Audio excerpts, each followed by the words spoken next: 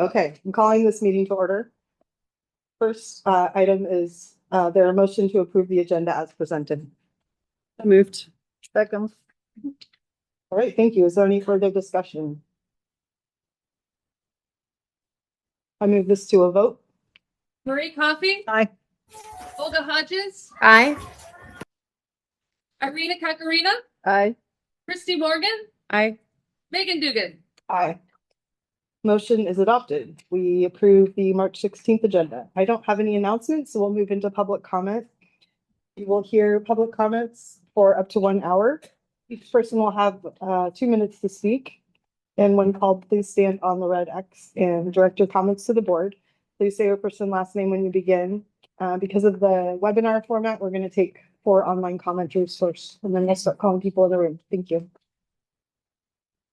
First up is Quill Onstad.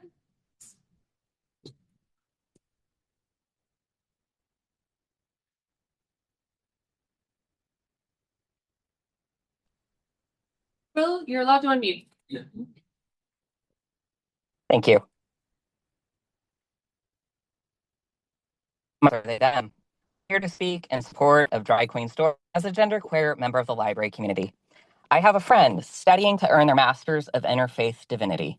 Recently, in their Eastern Spiritual Traditions class, a fellow student objected to the use of swastikas in Hindu iconography. It's a Nazi symbol, their classmate said. Somehow, this person graduated high school, earned an undergraduate degree, and was accepted to an interfaith graduate program without ever being exposed to the fact that Nazis appropriated Hindu religious imagery for their own purposes. This is what happens when people disengage from uncomfortable truths and flatten complex topics into neat binaries. By restricting knowledge, children aren't protected, they are harmed. When kids are discouraged from asking questions about a topic, they don't learn. They don't develop the skills necessary to engage with any cultures except the ones they grow up in. This does not make for well-rounded, engaged adults ready to deal with the diversity that exists in today's Drag Queen Story Hour is a vital program that teaches kids about gender identity in an age-appropriate manner. Parents who do not approve of Drag Queen Story Hour do not have to bring their children to any Drag Queen Story Hour programs. Please allow the staff of FVRLibraries to present Drag Queen Story Hour and have the district live up to the ideals espoused in FVRLibraries' equity statement. Thank you for your service to the community. Thank you. Next, we have Deanna.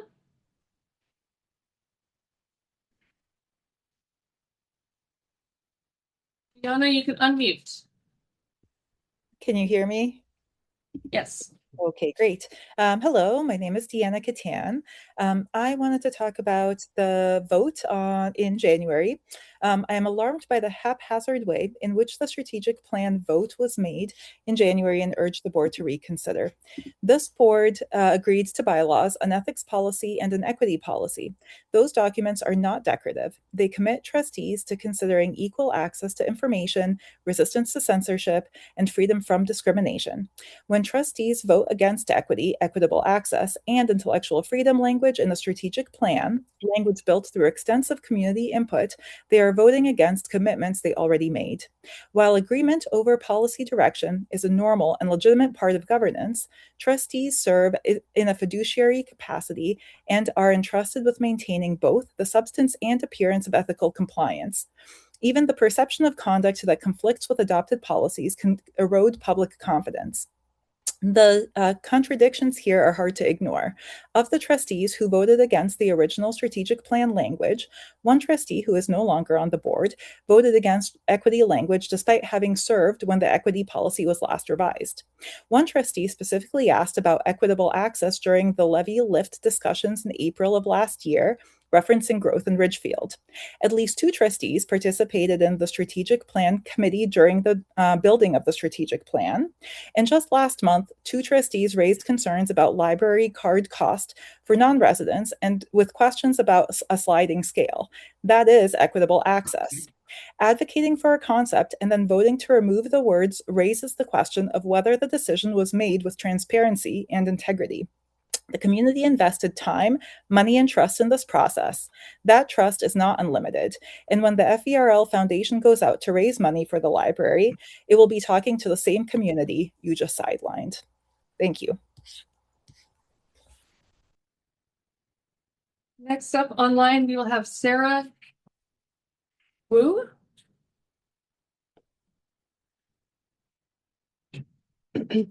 Sarah, you may unmute.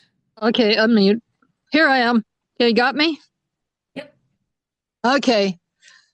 I'm very concerned about the tempest in, it seems to me, around equity. I don't know, in this time of false news, equity can be in any way useful as to a limiting factor. I certainly believe that every parent has a right to determine what their children are involved in, but that doesn't give them the right to make sure every other parent can only have their children involved in the same things. And even now, as an elder person, I'm finding I soon will have to have my children be involved in what I can be involved in. But I'd hate for them to be limited because somebody else thinks that I shouldn't have it because I might be incompetent. So I strongly encourage that equity be well defined in its broadest sense so we all can have maximal access to all information. Thank you. Next up, we will have Kayla Karkovich.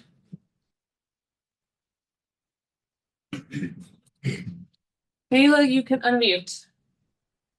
Thank you. Can you hear me? Yes.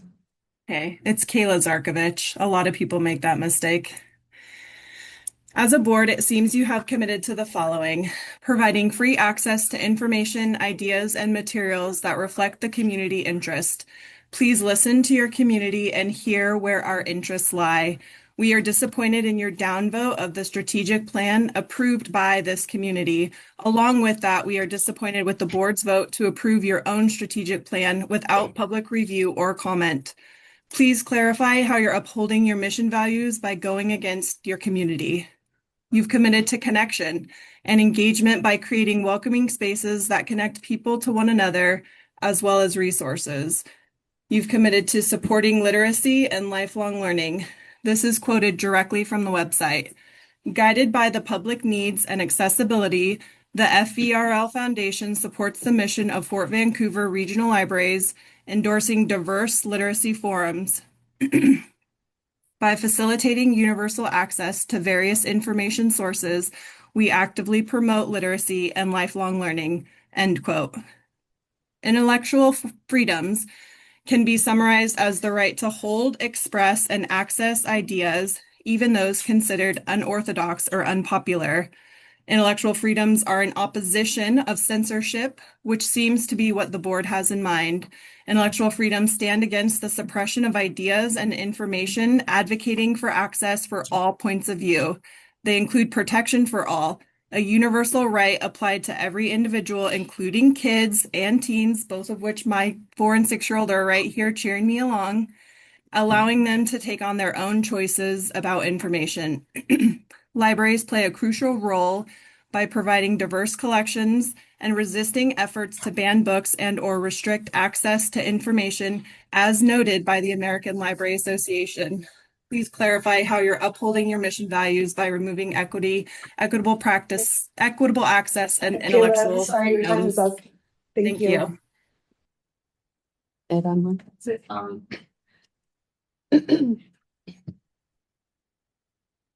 In the room, next up, we have Susan Orthel.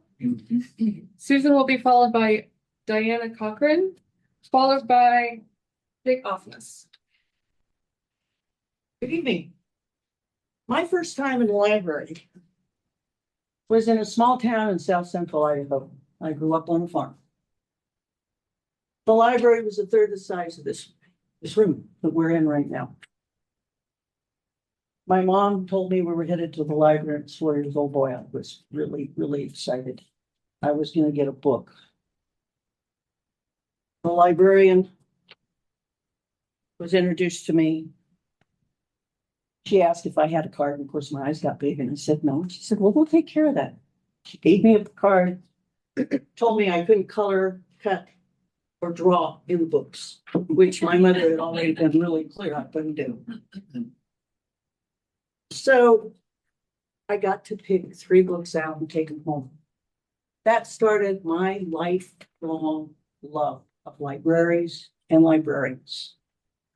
I read all those books, went back, got more. My poor mother got tired of reading, and thank God there was Mrs. Harvey and Mrs. Wilson, my first and second grade teachers, who taught me how to read. It saved my mom a lot of time. Never in my time getting books out of the library was I ever censured about what I could read, what I could take home. No librarian asked why I was picking a book out. They simply made sure I had a card, made sure I didn't have fines, and handed it to me. My parents didn't censure what I read. Now, if I brought home a book that was a little bit beyond my vocabulary or grade level, they might ask me to make comment that maybe that was something I might want to try later.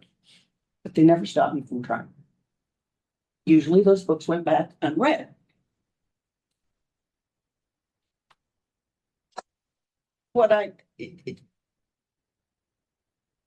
This was my right as an unfettered right to access to the knowledge and enjoyment and creativity of a library. Children only Susan, right as well. the music was your 2-minute reminder. Sorry. Thank you for your comment.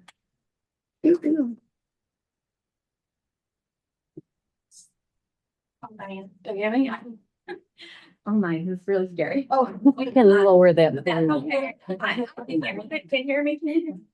We'll move it. On, yeah. Okay, hello you.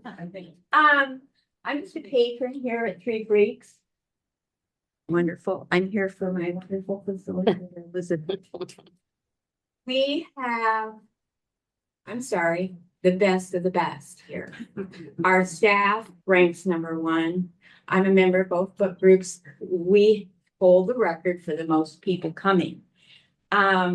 We have the best staff led by, once again, the beautiful and accomplished Elizabeth. And it inspires us all to be better. It embodies the spirit and of the culture of the community. Everyone here at Three Creeks that walks through these doors feels welcome. They are welcome. Olders. Diana, could you direct I'm your sorry. comments to us? Thank you. Sorry. That's okay. Olders, youngers, and in betweens. And I just see happy faces every day. Makes me want to come here every day, and I do come here every day. And anyway, thank you to the staff here. Thank you to Elizabeth, and keep on reading.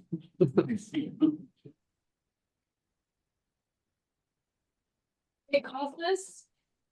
Jake will be followed by Margot Logan, followed by Paula Sharon. And the back there. Yeah.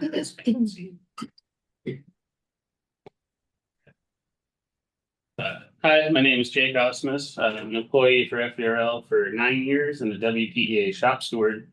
I just got back from Aotearoa, New Zealand, so you could say that I traveled thousands of miles to be here tonight. Jet lagged and tired, but I'm here to say that I journeyed through every library in every town that I stopped in, and I saw the immensely proud stances their districts had in championing equity, inclusion, diversity, and intellectual freedom for all ages. We should be embarrassed in our district right now. First and foremost, with those that help decision-making, our board. They have failed the community in allowing personal bias to root itself and waste taxpayer dollars as well as restrict access. The board's decision to eliminate equity and remove unrestricted intellectual freedom is abhorrent. I have stated many times and will again, we will not regress alongside those policies. I know what this district could be if we work hand in hand together to make a brighter tomorrow. And what I know some people will hear is a desire for compromise. In my words, it is not. Your community does not bargain and compromise with hateful ideology or policy. Equity is a basic human decency, and we will not falter on this. There's a quote I thought of often by Tolkien. It is not our part to master all the tides of the world, but to do what is in us for the succor of those years wherein we are set, uprooting the evil in the fields that we know, so that those who live after may have a clean earth to till. What weather they shall have is not ours to rule. The board should remove themselves or be removed by the commissioners who elected you for violation of their code of ethics and policies. Thank you.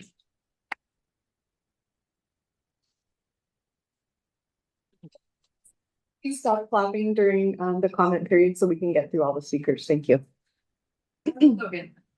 Hi. Yes, I'm Margot Logan, and thank you for all your work you've done. I mean, all 15 libraries are just wonderful. You've got a wonderful board, you have a wonderful executive director. And thank you, Jennifer, for our conversation after the Clark County Council meeting. I really popped up other things in my mind. So I've gone back to the library and I've been doing my research. And so I'll get back to you and to the board as I go through that. And I've come many times and donated books because I was hoping to kind of get a balance out here between the two extremes that seem to have been going on for so long. So I thought, donating books that maybe we could switch a little bit and other people would donate books and talk about, the books that they like. And tonight I'm donating 3 books. They're actually my book. I wrote a memoir. It's my paperback edition. I was in DSHS, so it's about government secrets. And I've been in so many government agencies now that I saw what was going on the inside. So I'm an Army brat. My father was an intelligence officer, photo interpreter, and through osmosis, through the years, he taught me investigation skills, and he always said that intelligence work wasn't that difficult. And so it's kind of a memoir to my dad. It gets into all kinds of aspects of our government, not only here in Washington State, but in Oregon as well. But again, I think all of you are wonderful. The staff that you have, Katrina. I mean, I actually enjoy coming to a board meeting. I know it sounds weird, but I have my master's in social work administration. And so I've been looking at the government forever and how they operate. And so thank you very much. Thanks, Margo. Paula Sharon. Paula will be followed by Nancy Potter, followed by Marla Koch. Is Paula Sharon, and I'm here representing the Friends of the Yakult Library Express. And I noticed a lot of speakers have similar comments, so I'm going to greatly cut this down. We, the Friends of Yakult Library Express, find that the trustees violated several of their ethics and responsibilities policies in the adoption of the strategic plan as contrived by trustee Caparina. Failure to ensure that the public has equal access to information, failure to support library staff in resisting censorship, failure to support a balanced library collection, failure to maintain independent judgment without regard to personal benefit, special interests, or influence of partisan political groups, failure to clearly differentiate personal opinions from board decisions. Based on the trustees' disappointing and unprofessional conduct, the Friends of the Yakult Library Express cannot support the February 17th vote. Thank you. Nancy Potter.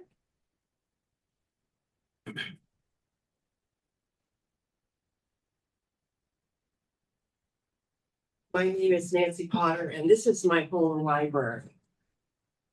During the last board meeting, the subject was brought up about the non-resident cost to use the Fort Vancouver Regional Library System. One trustee pushed forward that they should be allowed to pay a lesser amount because their property values were less than what was calculated for the Fort Vancouver Regional Library System. Another trustee questioned whether there might be exemptions that would allow the fee to be waived entirely. These arguments were a clear example of trustee advocating for equity over equality. One of the other examples of equity clearly used in most meetings is that of allowing trustees to attend the meeting remotely. Trustees who attend in person could say that is unfair and unequal treatment, allowing trustees to attend in the comfort of their own home. Equity is practiced in this instance. Most of us understand that it would be a real hardship to travel such a distance to attend. I simply find it hard to understand why the word equity is such a caustic word and was removed from the strategic plan when the majority of the public comments were in support of retaining the verbiage. Life and situations are not always equal and fit in a nice, neat box. Trustees on this board are the beneficiaries of equity. Please allow others the same option. Thank you for listening. Marla Koch. Marla will be followed by Maureen Knudsen and Greta Stulsatz.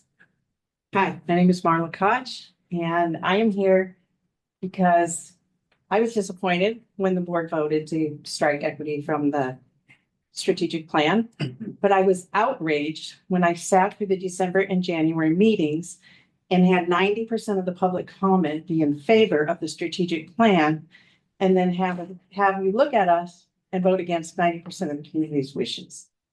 So I felt like that was just a violation. And again, just to repeat what some other people said, the trustee ethics and responsibilities policy specifically says that you are to maintain independent judgment without regard to personal benefit, special interests, or influence of partisan political groups.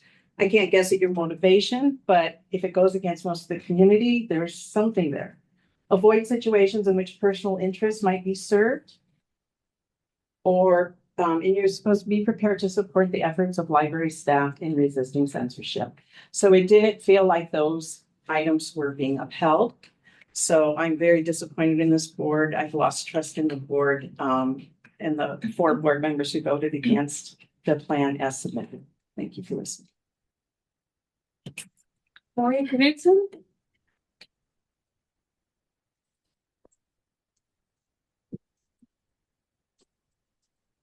Start my time yet.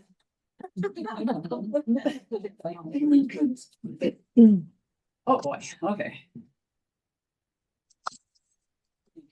I am the vice president of the Friends of the Center Community Library. And at the March 4th meeting of our Friends group, the following motion was approved by a vote of the members present. The Friends of the Center Community Library expressed a vote of no confidence in the FVRL Board of Trustees' decision to adopt the last-minute language revisions to the strategic plan at the January 26, 2026 board meeting. This motion reflects our serious concerns regarding both the substance of the decision and the process by which it was made. We believe the voting process at the January 26 meeting was fundamentally flawed. 8 significant factors in our view undermine the integrity and credibility of that vote, which I don't have time to enumerate. We're concerned that the adopted revisions did not reflect the extensive community input gathered at taxpayers' expense throughout the strategic planning process. Community members and library partners gave significant time and effort to provide feedback to guide the strategic plan's direction. By adopting last-minute, individually derived changes without further public review or discussion, the board effectively set aside that earlier input, diminishing the role of community voices in shaping a plan designed to serve our community. At the board meeting, substantial last-minute revisions were introduced without adequate preparation, transparent presentation, or meaningful discussion. No opportunity was provided for substantive deliberation or additional public comment on the revised language. This is in direct opposition to the board's responsibility to post materials at least 72 hours before a regular meeting and their commitment to participate constructively in decision-making process. Given these circumstances, we cannot support the outcome of that vote. Our position is rooted in a commitment to transparency, sound governance, and a decision-making process that reflects careful deliberation and meaningful public engagement. We respectfully urge the board to reflect on these concerns and to reaffirm its commitment to procedures that uphold public trust and the integrity of its governance. Thank you. Greta Stulsatz. Greta will be followed by Penny Love Hesley, followed by Jamie Bear.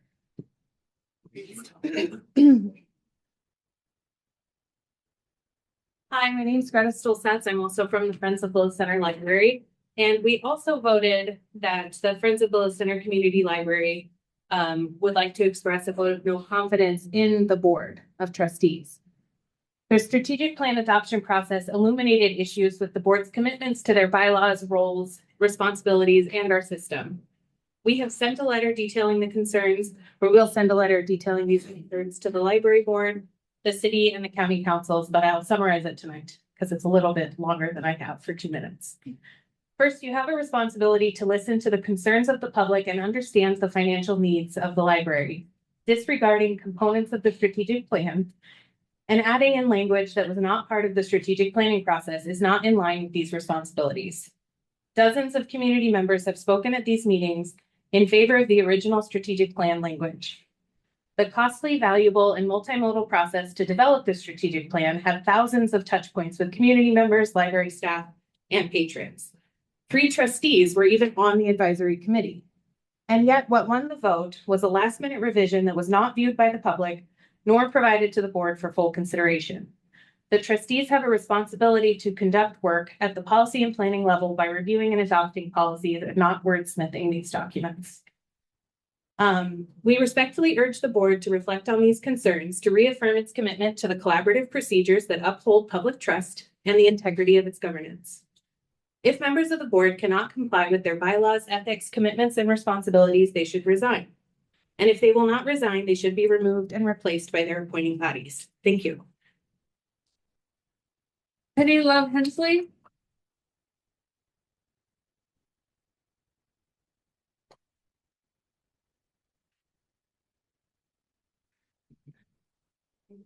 I'm Penny Love Hensley. I'm here from the city of Washougal. And I do want to congratulate the FVRL employees, administration, foundation, and the trustees for working together toward a mutually beneficial goal of getting the levy lid lift passed. That was a major accomplishment. It means the Washougal Library will be built.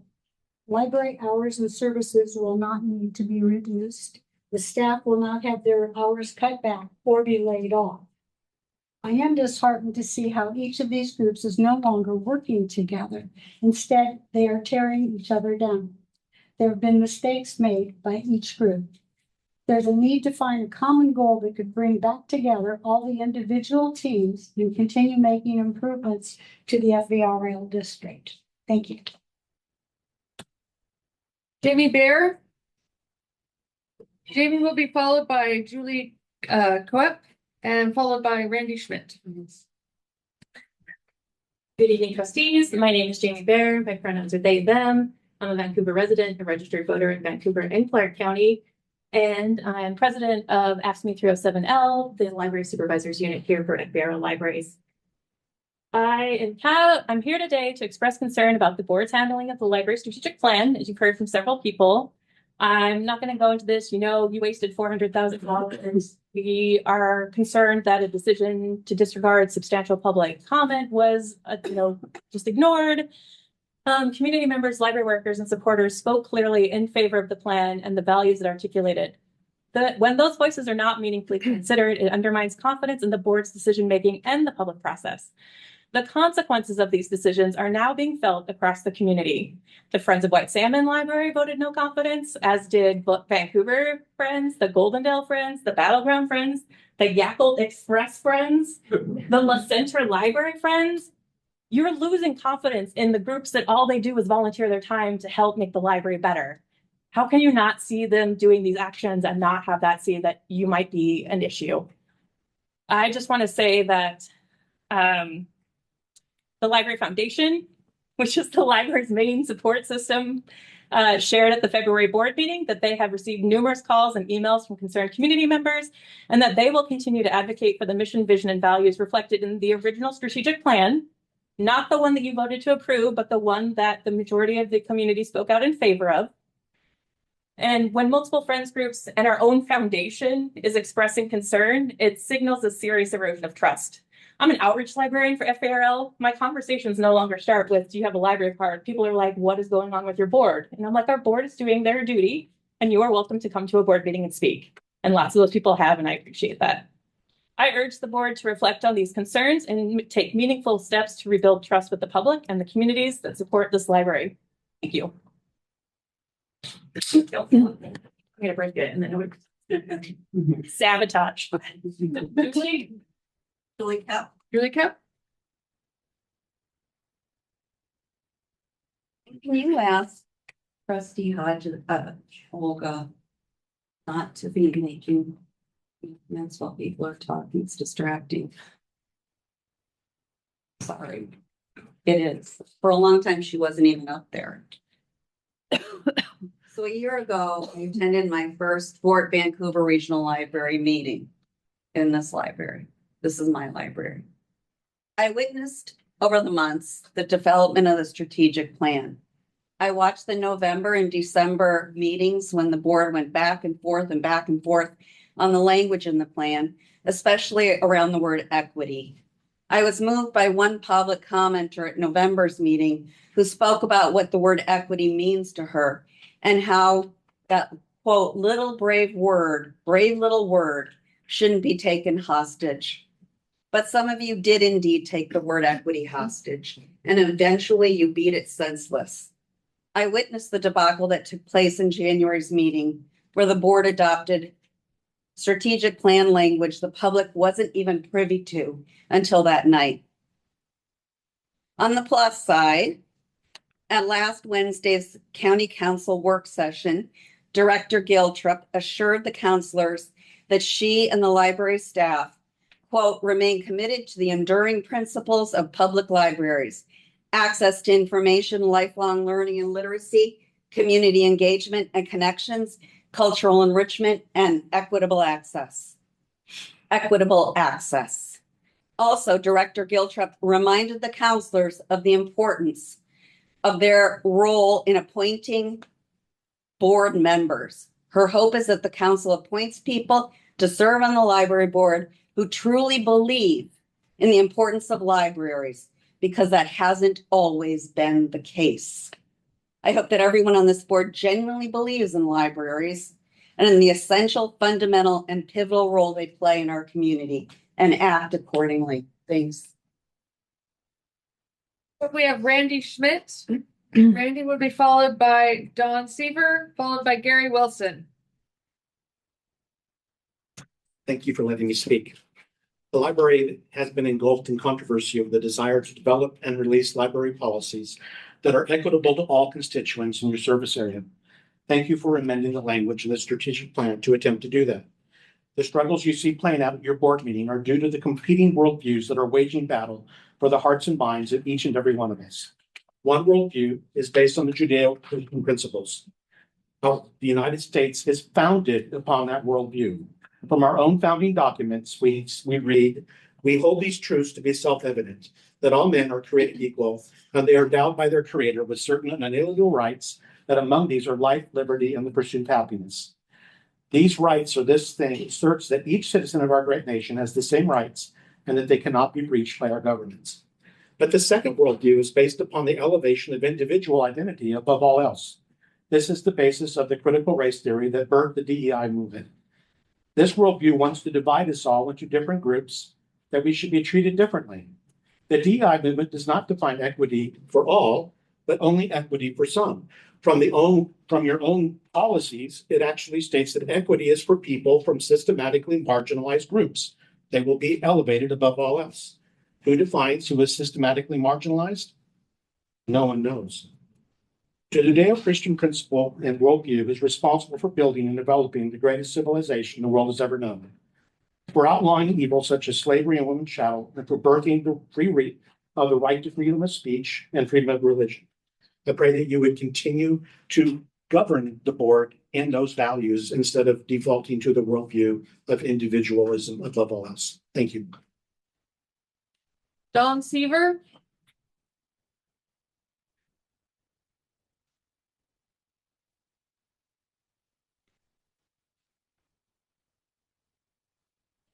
Thank you.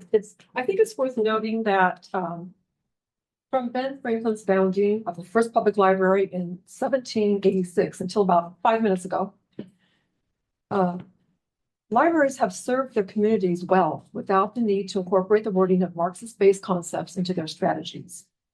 It's intellectually dishonest to suggest that unless DEI is specified, that those with disabilities will not receive services, that multicultural themed books will somehow just disappear, that books will be banned. It's also dishonest to suggest a survey from 2,500 people in a community of more than 550,000 should be the be-all, end-all of the discussion. Gary Wilson has 5,000 signatures, most of which he's had for nearly 7 years. When the previous board decided that it was a good idea to mix adult entertainers with young children and to display sexually explicit books in the children's section. We said no then, we still say no. I want to thank this board. You are representing a majority here, the silent majority, not the noisy minority who seeks to undermine families. Thank you for standing in the gap and for enduring these unwarranted attacks month after month. Thank you and God bless you. And so we have Gary Wilson. Gary will be followed by Colleen Sailors. Gary. Oh. It's a specialty of mine. Gary Wilson, thank you, library board members, for your service. And as always, please continue to err on the side of caution when it comes to programming and materials for your most vulnerable patrons, the children. And again, thank you for carving out a little caveat as far as intellectual freedom, bringing in the parents' rights there. So I appreciate that. And again, yeah, I've got almost 5,000 signatures asking the library to protect children. So I appreciate you doing that. And thank you for a strategic plan. When I read it, it actually sounds quite beautiful to me. And I appreciate that it's less divisive and more inclusive. Thank you. Colleen Sailors.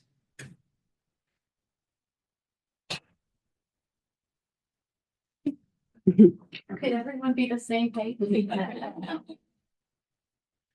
Hi, I'm Colleen Sailors, and I just want to say that I would like to see this. Well, I know the library's been really good about this, but I'd like to have it kept wholesome, where I would want to bring my grandchildren here and not have to worry about what they're seeing or being taught or whatever. And I am against equity and inclusion, but I'm for equality. So that's all. Thank you. And keep up the good work.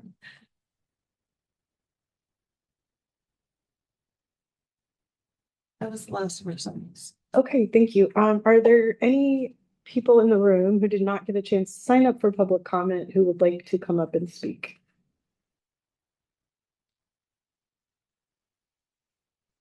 All right, thank you. I'm going to close public comment. The next item on our agenda is the consent agenda. Is there a motion to adopt the consent agenda as presented? I moved. Second. Is there any further discussion? I move this to a vote. Maureen Coffey. Aye. Olga Hodges. Aye. Irina Kakarina. Aye. Christy Morgan. Aye. Megan Dugan. Aye. Motion passes. We approve all items on the consent agenda, including the February minutes and the February claims. And next we have Katrina with the January financial statements.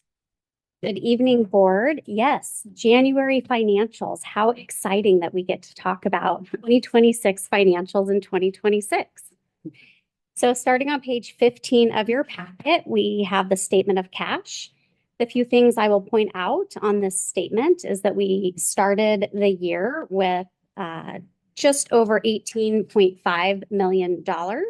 And at the end of January, we have just over $16.2 million. But don't fear, we knew that we would draw this money down because as we know, our influx of property tax revenues come in April and October. So all the months in between that, our revenues will be less than our expenditures, and we will be drawing down on whatever cash we have in the bank. I also want to point out that because this is January's report, we have updated our operating cash targets. Our 60-day target is just over 8.5 million, and our 90-day target is just over 12.7 million. And we are currently meeting our 60-day target. Any questions from the board before I move on to page 16? Okay. So while overall $282,000 does not sound like a great amount of revenue compared to our budget, this is meeting our expectations for January. Again, the majority of our property taxes, which is the substantial portion of our revenue budget, come in April and October. I do want to point out a couple of things. Our charges for services are trending above budget. And I want to point out that our miscellaneous revenue is significantly trending above budget because 2 years ago in this very library, somebody ran into the side of our building and we paid a deductible to our insurance and they refunded that. And so that is why our miscellaneous revenues are so high. Any questions on revenues before we move to expenditures? Okay, so page 17 of your packet is the statement of expenses. Overall, we are trending about 2% below what we would expect in January based on our budget. However, this is not alarming in any way. There are several expenses that are based on a certain timing cadence. The other things I will point out is under supplies, our professional collection and technology is slightly above that 8.3% because we have January software renewals. And then the last line under other services and charges has intergovernmental services. This is our election costs. So in January, we paid both Clark and Cowlitz County election costs. Any questions on expenses? Thank you. Thank you, Katrina. Is there a motion to receive and file the January financial statements as presented? I so move. Is there a second? Second. Is there any further discussion? Okay, please call the roll. All right. Marie Coffey. Aye. Olga Hodges. Aye. Irina Kakarina. Aye. Christy Morgan. Aye. Megan Dugan. Aye. We move to approve receiving and filing the January financial statements. And next, we have the FVRL organizational report, Alicia and Jennifer. Hello. Just want to share some of the great programming and outreach that's happening all across the district. The first thing I'll start with is Cascade Park. They are hosting the Society of Washington Artists, and this is really great. They're doing an art share on the third Friday of each month because it allows artists of all levels of experience to be able to participate. And so that organization is really appreciative of that. Goldendale, the Click-A-Tack County Bookmobile supported Bickleton's Schools Readathon, and we were able to provide them with a lot of themed boxes of materials for the students that were participating. And then La Center, we're always trying to get our teens involved and coming into our library spaces. So La Center outreach efforts connected the library with 268 people through visits to Green Mountain School District, and that included 3 local preschools as well as the La Center Teen Loft. Stevenson is partnering with the newly opened Skamania Kids and Youth Teen Center. That is one of our Read, Return, Repeat collections for that space. They've also expanded outreach to schools, promoted participation in the bookmark contest, which has been really successful. And this resulted in increased entries across several communities in Skamania County. Vancouver hosted a community resource fair that connected more than 200 patrons with local social service organizations. Community engagement also included the Early Learning Center scavenger hunt, which promoted our new Library of Things and attracted 232 participants. So that's always great. The library also hosted a group of 25 students and teachers from Educational Opportunities for Children and Families, where they were able to do a story time and give those folks a tour of our third floor, our children's area there. More teen programming, White Salmon. Teen late night programming remains incredibly popular. Participants enjoyed video games, trivia games, button making, and board games. So that's always fun to hear about. And then the last thing I'll mention, our pod division did a great job planning for the large Lunar New Year. Pod. Pod is Programs and Outreach Division.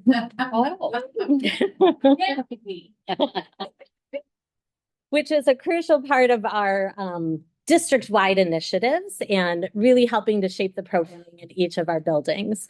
But they were a large part of planning for the Lunar New Year celebration that took place on February 1st.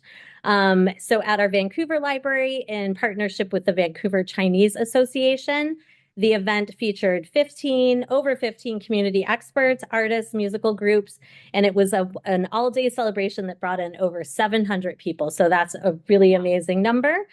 So always happy to talk about those events. And they were happy to hear from staff that they saw many regulars that had come in just for the event, as well as folks that were just visiting the library for the first time, which is always a great, great thing. So thank you.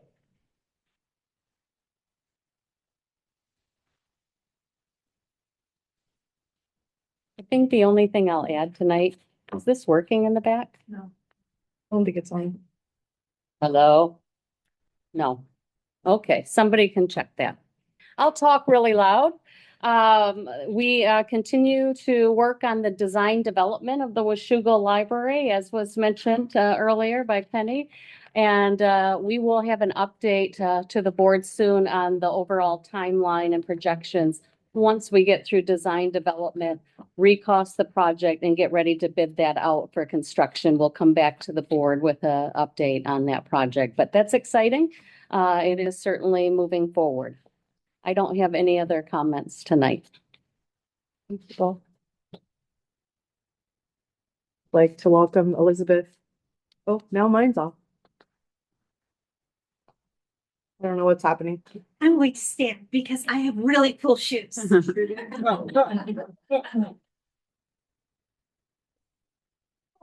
Will they be able to hear you without a mic? Dress too. Yeah. Microphones are off. Okay. I'll project.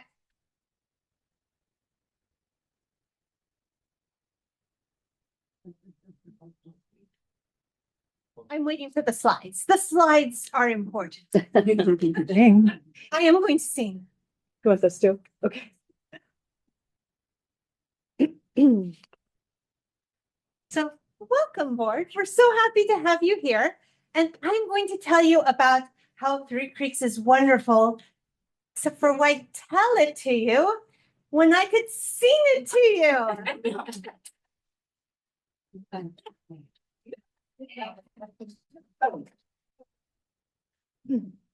Three Creeks was built in '02 by community champs. They saw a future with a library and everybody clapped. We've weathered the pandemic, epic growth of our communities, and now we're here to serve and help find opportunities. Our circulation remains steady despite the ebook blast. Over 15,000 people attended 475 programs in year past.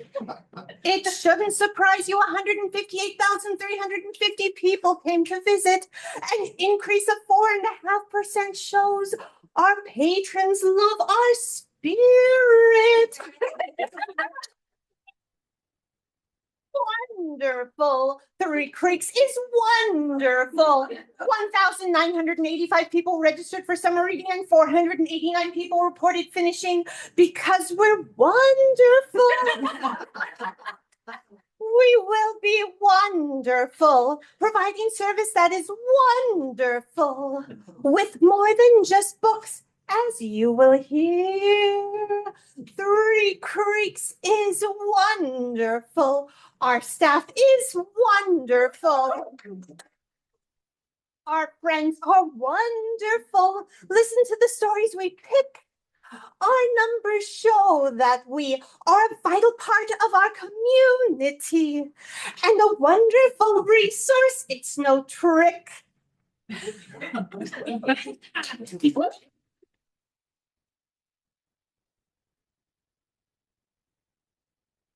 give a shout out to the friends of our library because they do so much here in the library, supporting us, supporting our programs, but they also go out into the community and they raise awareness for the library. They talk about the library, they promote the library, and they bring stories back to us.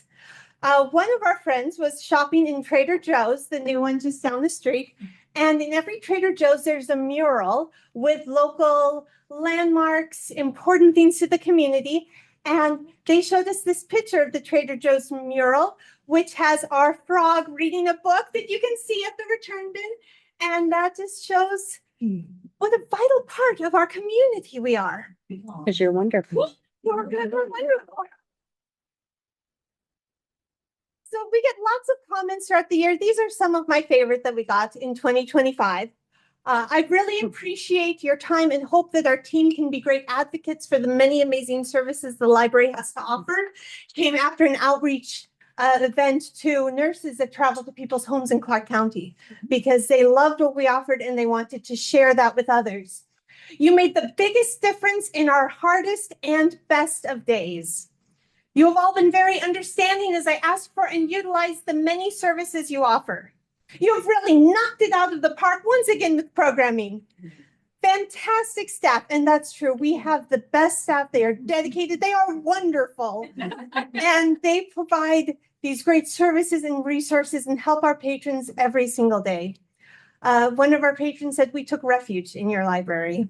And I love my Salmon Creek Library. So I want to tell you some of the stories of things we've done this year that have really made a difference. So the first part is we are brave. And we decided for the 75th anniversary, with guidance from our executive director, that we were going to try to get to as many community events as possible, do as many programs in the community, try to share what the library does, not just with the people who come here and already know, but the people who don't.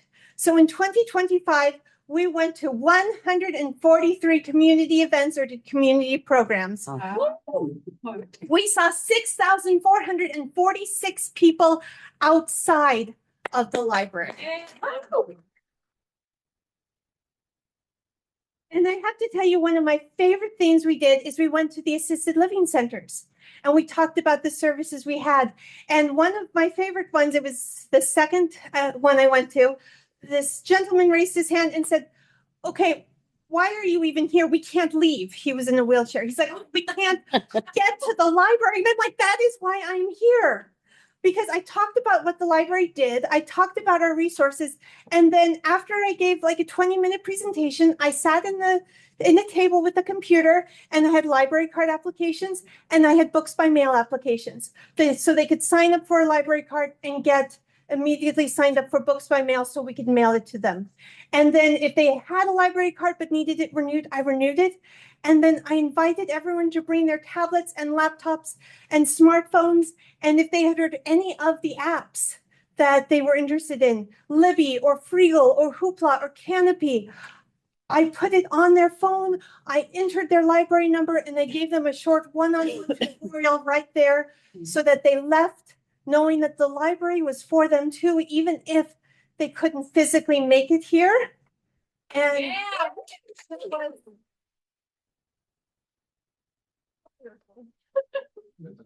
So we are also very brainy. We love helping people with their intellectual and educational pursuits. One of my favorite stories from last year is a grandmother who came really upset because her third grade grandson didn't like reading. He read at a very low grade level, and the books he could read were too babyish, and so he refused to read. And so I talked to her, found out what her kid was into, and we came up with a list of book series that were at his reading level, but were cool and hip and with it. And she came back 2 months later saying he had read not just those books, but all the books in all of the series on the list. And he was now an avid reader, which is quite important. We also do a homeschool hangout, and this year we tried something new that was wonderful. I was going to say amazing, but it's wonderful. We have a homeschool hangout every month, and this year in November, we did a homeschool science fair. So in September, the homeschool families could sign up to demonstrate their science project, and in November, they each had a table with their board talking about their hypothesis and their method and their conclusions, and then community members came in too, and they got to listen to these students talk about what they had learned by doing these science experiments. So Three Creeks also has heart. And these are two pictures. One of them is from our accessible crafts for adults, where we have the tools to allow anyone, especially adults with disabilities, to be able to use scissors and make arts and crafts. And it is my favorite program. And then we also go out, that's a thank you note to Andy. He goes to the it's EOCF, Educational Opportunities for Children and Families, which is for early learners, especially in the low income areas. And they're able to get a story time, do a craft. We did one with a group that predominantly spoke Spanish, and we were able to give them, thanks to the foundation, books in Spanish for every single kid. They got so excited when their grown-ups picked them up. They were teary-eyed. And one last heartfelt story. There is a patron who is going through chemo, and she has to go several hours and get her treatments. And she wanted to read, but books are heavy and it's difficult. She had a tablet. The tablet was locked and she didn't know how to unlock the tablet. And we sat down with her. We figured out how to open her tablet. We were able to get Libby on. We were able to find lots of books to put on her tablet. And so she was able to escape for those hours when she's sitting in the hospital and go into a book. And it just, that's why we're here. That's why we do things. And I would be remiss if we didn't talk about animals, because we have a lot of animal lovers at Three Creeks Library. We have dogs that come in every month for kids to practice their reading skills on. We had 500 people come see the reptile man. We had 333 people come see rescue border collies doing tricks. And we love our animals. We also have amazing partners that help bring amazing programs, and I won't talk about all of them. I'll just give a shout out to our tax help, Ren Locust. They do our volunteer income tax assistance. I asked them to share some stories, and they were like, they could talk for hours. They helped a single mom with 2 kids who thought she owed money. They were able to find the working tax family credit for her, the earned income tax credit. So instead of owing the IRS $1,000, she was able to get enough money back to pay several months' rent. Yeah. They helped an immigrant family who didn't understand tax laws, had limited English skills. They were so confused. They thought they weren't going to get any money at all. They were able to get back $12,000 because they were here with experts who are willing to help them out. And our partners bring so much expertise and wonderful services to our community. And to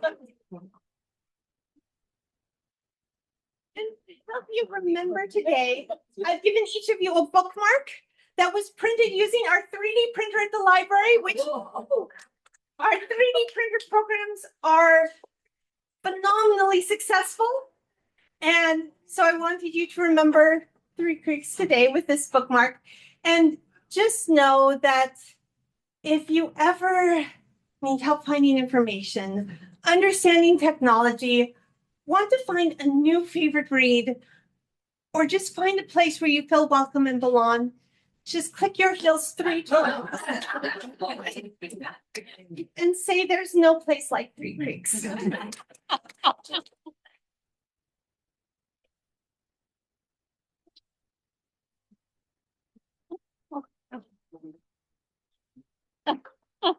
Thank you.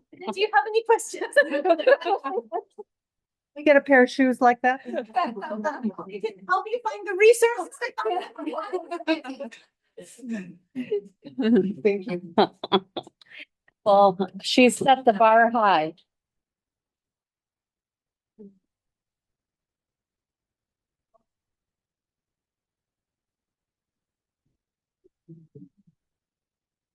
Next agenda item is also exciting.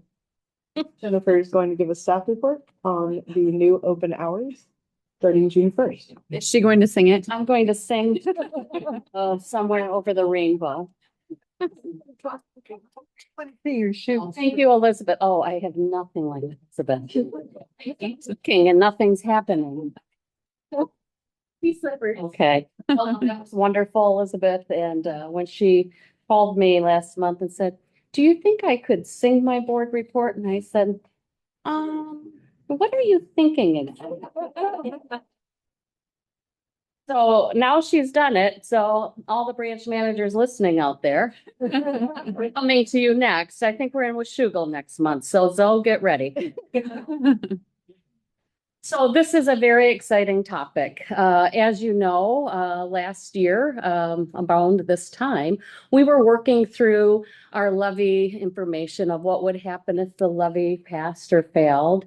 And what we had said to the voters all the way through to the vote yes, that did pass, is that we would expand our open hours by 13% or 91 hours per week district-wide.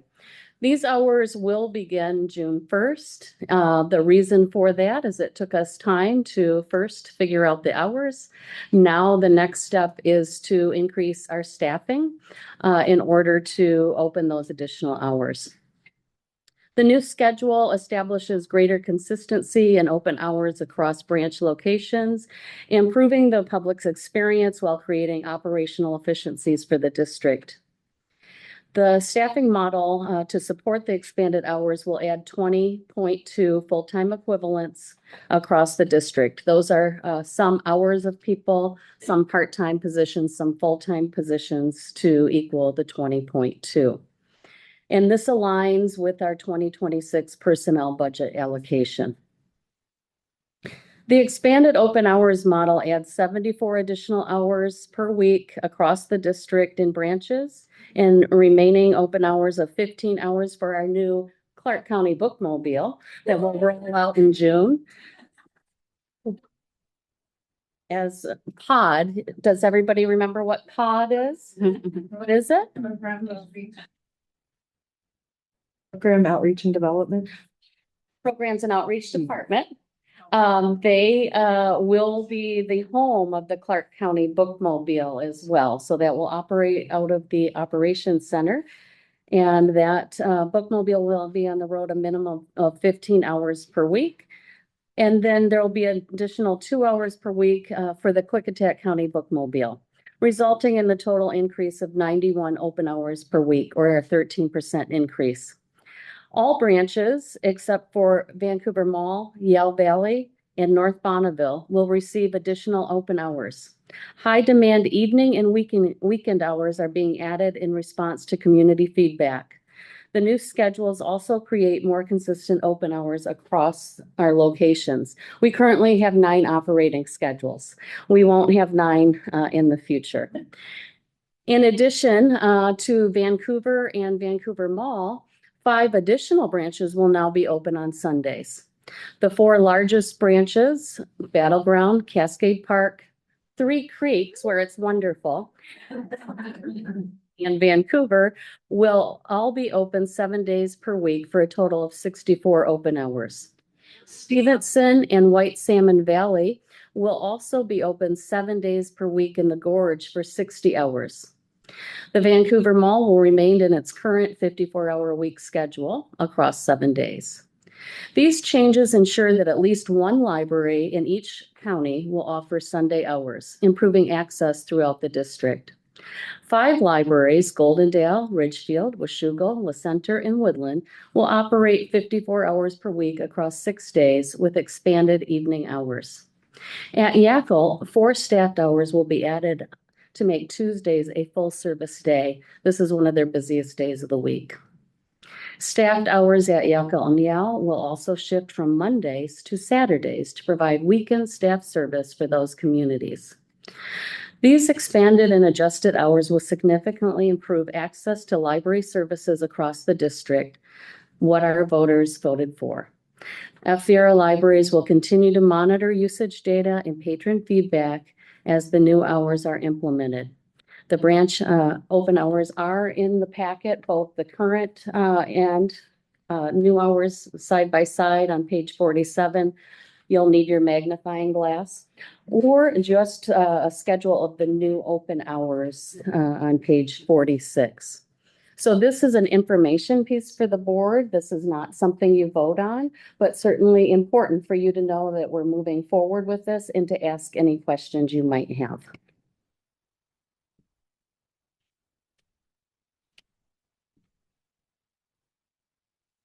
What is the increase in staff that you anticipate? 20.2 FTE. Full-time equivalents. Mm-hmm.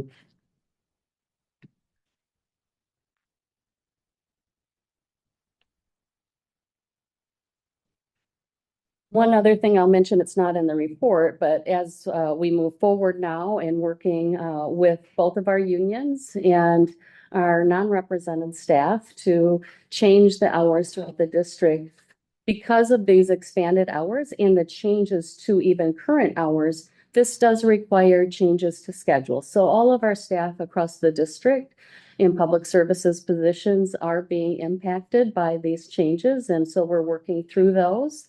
We also will be adding several new staff positions, including new librarians.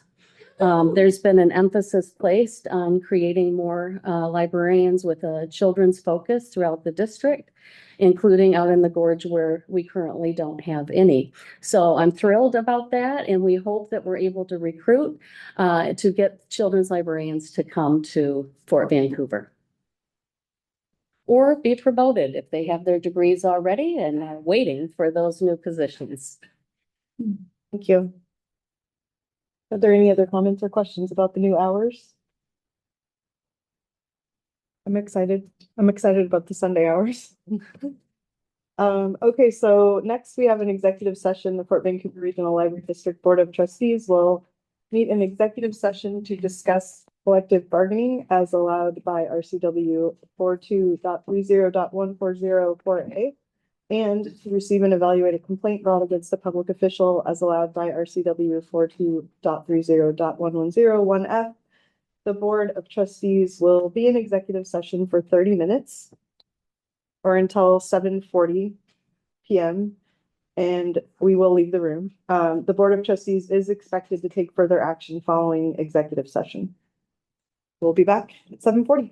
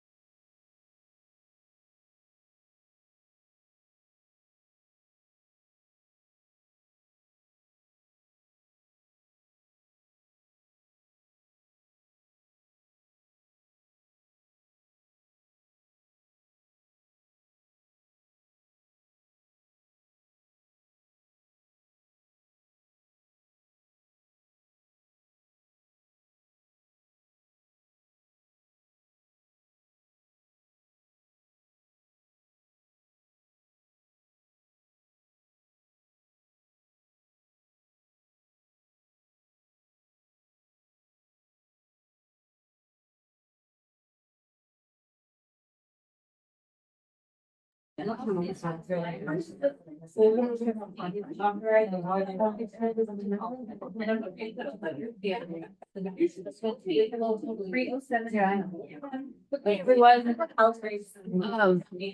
The Board of Trustees, can you hear me now? Right. Hey, everybody. The Board of Trustees is extending the executive session for a period of 10 minutes and will return at 7:50. Thank you. Thank you.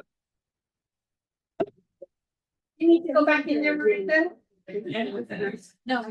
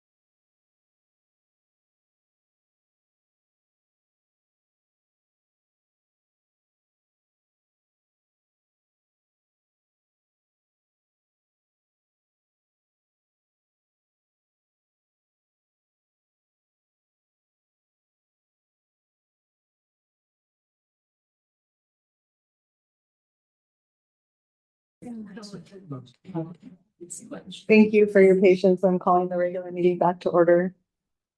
Our next order of business is resolution 2026-03 CBA MOU agreement. Is there a motion to approve resolution 2026-03 authorizing the collective bargaining agreement MOU? So moved. Second. Is there any further discussion? All right, Miranda? Marie Coffey? Aye. Olga Hodges? Aye. Irina Kakarina? Aye. Christy Morgan? Aye. Megan Dugan? Aye. Motion to approve resolution 2026-03 authorizing the collective bargaining agreement MOU is adopted. Are there any board comments? I would like to say, before anyone else says, great job, Elizabeth. We appreciate it.